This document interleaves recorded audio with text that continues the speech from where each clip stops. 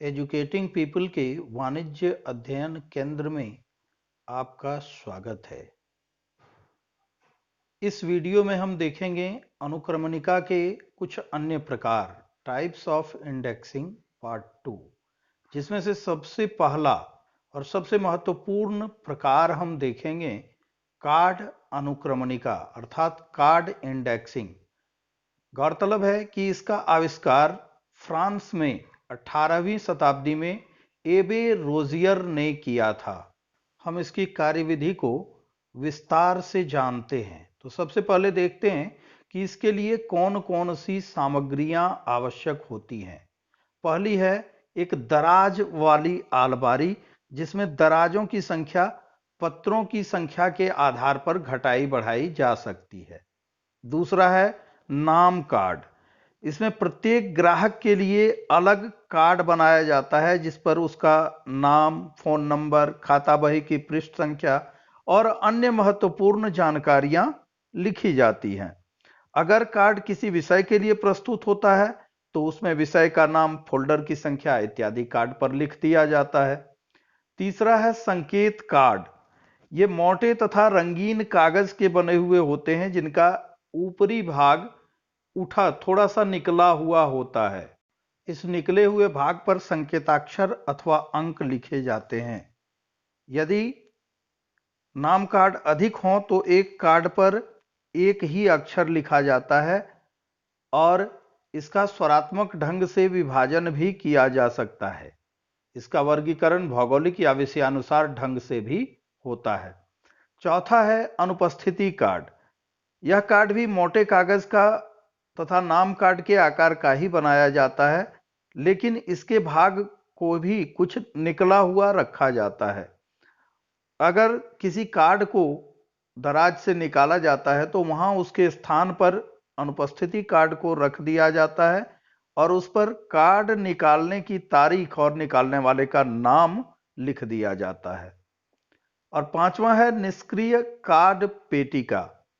यदि किसी ग्राहक से पत्र व्यवहार बंद हो जाता है तो वैसी स्थिति में उससे संबंधित कार्डों को निकालकर निष्क्रिय कार्ड पेटिका में सुरक्षित रखा जाता है, ताकि आवश्यकता पड़ने पर पुनः जानकारी प्राप्त किया जा सके।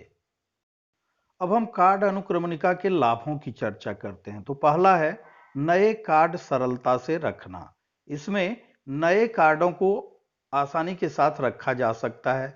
दूसरा है निष्क्रिय कार्डों को हटाना आसान होता है, अर्थात जो कार्ड निष्क्रिय हो गए हैं उनको आसानी से निकाला जा सकता है। कार्ड निकालने की सुविधा, कार्डों को आसानी के साथ बाहर निकाला जा सकता है और इसमें लचीलापन होता है, अर्थात पत्र व्यवहार की संख्या अगर बढ़ जाती है तो नए कार्ड इसमें रखे जा सकते हैं, अगर घटती है तो फिर कार्डों को निकाल दिया जा सकता है।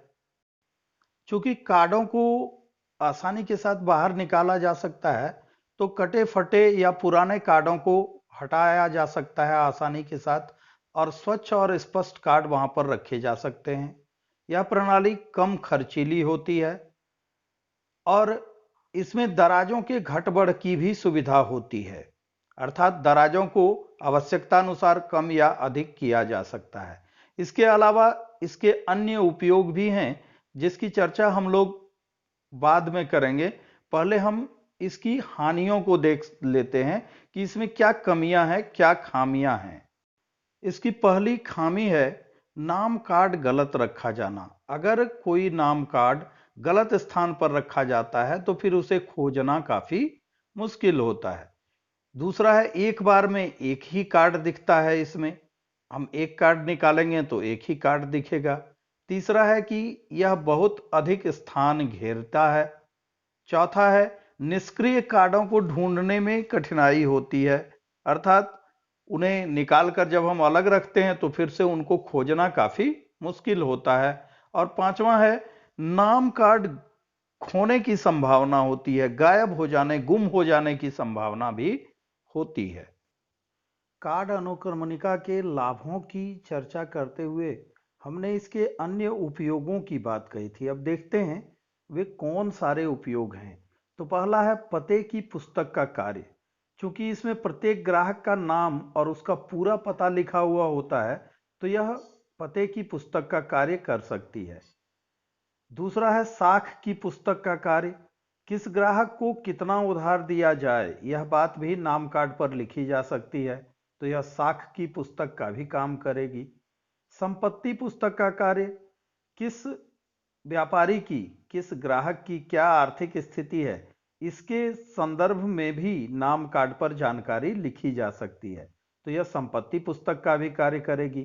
खाता बही की सारणी, ग्राहक के नाम कार्ड के साथ उसके खाते का पृष्ठ क्रमांक अगर लिख दें तो यह खाता बही की सारणी का भी काम करती है। अनुगामी पत्र प्रणाली में सहायक, अनुगामी अर्थात लगातार पत्र भेजना उस ग्राहक के फीडबैक आने तक, और अगर नाम कार्ड में कोई संकेत डाल दिया जाए कि अमुक ग्राहक को भेजना है पत्र, तो यह अनुगामी पत्र प्रणाली में भी सहायक हो सकती है। किस्तों पर बिक्री, कई बार ऐसा होता है कि किस्त भुगतान पद्धति पर वस्तुओं की बिक्री की जाती है, तो किस्तों का विवरण नाम कार्ड पर लिखा जा सकता है। कर्मचारियों की पुस्तक, प्रत्येक कर्मचारी को अलग अलग नाम कार्ड देकर उसका पूरा नाम, पता, वेतन, सेवा शर्त आदि लिखा जा सकता है। विक्रय किए गए माल का विवरण, प्रत्येक क्रेता के नाम कार्ड पर अर्थात ग्राहक के नाम कार्ड पर उसे बेचे हुए माल का विवरण और उसकी शर्तें भी लिख सकते हैं। मूल्य सूची तथा सूची पत्र, यह मूल्य सूची और सूची पत्र का भी काम कर सकती है। नाम कार्डों के साथ मूल्य सूची और सूची पत्र को भी सुरक्षित रखा जा सकता है। तो इस प्रकार हम देखते हैं कि कार्ड अनुक्रमणिका एक मल्टीपर्पस प्रोसेस है, एक मल्टीपर्पस मेथड है जिसका इस्तेमाल व्यापार में किया जा सकता है और करते भी हैं व्यापारी लोग। हमने कार्ड अनुक्रमणिका के दोषों में देखा कि इसमें एक बार में एक ही कार्ड दिखता है। इसे दूर करने के लिए खुली कार्ड अनुक्रमणिका का प्रयोग किया जाता है। इसके लिए आवश्यक सामग्रियां हैं नाम कार्ड, लोहे का स्टैंड, कागज की पट्टियां, पारदर्शी लिफाफे और धातु के चौखटे। इसमें एक समय में कई कार्डों को देखा जा सकता है। इसको कैसे किया जाता है, तो इसके प्रयोग के लिए एक लोहे के स्टैंड में लोहे का चौखटा लगा दिया जाता है। चौखटे में वर्णमाला के आधार पर कार्ड लगा दिए जाते हैं जिन पर ग्राहकों के नाम और पते दर्ज होते हैं, और ये कार्ड इस प्रकार लगाए जाते हैं कि इस पर लिखा हुआ नाम और पता स्पष्ट दिखाई दे। कार्डों को धूल, मिट्टी इत्यादि से बचाने के लिए उस पर पारदर्शी लिफाफे में उसको रख दिया जाता है। इस प्रकार से ये दिखने वाली कार्ड अनुक्रमणिका तैयार हो जाती है, जिसका प्रयोग मुख्य रूप से बैंकों में किया जाता है। खुली कार्ड अनुक्रमणिका के गुण इस प्रकार से हैं। पहला है सरलता, काफी सरल प्रणाली है। दूसरा है सुरक्षा, चूंकि नाम कार्डों पर पारदर्शी कागज लगा हुआ रहता है, पारदर्शी लिफाफे लगे हुए रहते हैं, तो यह काफी सुरक्षित होता है। तीसरा है कि यह प्रणाली बहुत ही कम स्थान घेरती है। चौथा है उपयुक्तता, यह प्रणाली बड़े व्यापारिक कार्यालयों के लिए उपयुक्त होती है। पांचवा है एक बार में अनेक कार्ड दिखना, अर्थात कार्ड अनुक्रमणिका की जो सबसे बड़ी खामी होती है, जिसकी एक बार में उसमें एक ही कार्ड दिखता है, लेकिन खुली कार्ड अनुक्रमणिका में एक बार में बहुत सारे कार्ड हम देख सकते हैं। यह लोचदार होती है, इसमें कार्डों को लगाया जा सकता है, उसको हटाया जा सकता है, और कार्ड अनुक्रमणिका की तरह इसके भी अन्य उपयोग होते हैं। अनुक्रमणिका की अंतिम पद्धति है चक्रीय अनुक्रमणिका, जो खुली अर्थात दिखने वाली अनुक्रमणिका का ही सुधरा हुआ रूप है। इसमें एक लोहे का स्टैंड, एक घुमावदार पहिया और नाम कार्ड की आवश्यकता होती है। इसके एक पहिए में एक बार में 1000 से 5000 तक कार्ड लगाए जा सकते हैं। इस पद्धति में कार्ड को देखने के लिए पहिए को घुमाया जाता है और इच्छित कार्ड सामने आने पर पहिए में ब्रेक लगा दिया जाता है और उस कार्ड को देखकर आवश्यक जानकारी प्राप्त कर ली जाती है।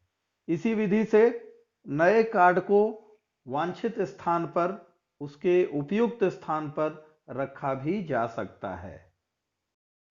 चक्रीय अनुक्रमणिका के गुणों को देखें तो यह पद्धति काफी सरल है, लोचदार है, बड़े व्यापारियों के लिए, जी हां ध्यान रहे, यह बड़े व्यापारियों के लिए कम खर्चीली है, यह कम स्थान घेरती है और इसे आसानी के साथ एक स्थान से दूसरे स्थान तक ले जाया जा सकता है। इसके दोषों की अगर हम बात करें तो यह प्रणाली छोटे व्यापारियों के लिए काफी महंगी होती है। यहां बिल्कुल भी कंफ्यूज होने की आवश्यकता नहीं है। यह प्रणाली छोटे व्यापारियों के लिए महंगी होती है, जबकि बड़े व्यापारियों के लिए यह कम खर्चीली होती है। तो यह ध्यान में रखना है, कंफ्यूज बिल्कुल भी नहीं होना है। यह सस्ती भी है और महंगी भी। बड़े व्यापारियों के लिए सस्ती और छोटे व्यापारियों के लिए महंगी।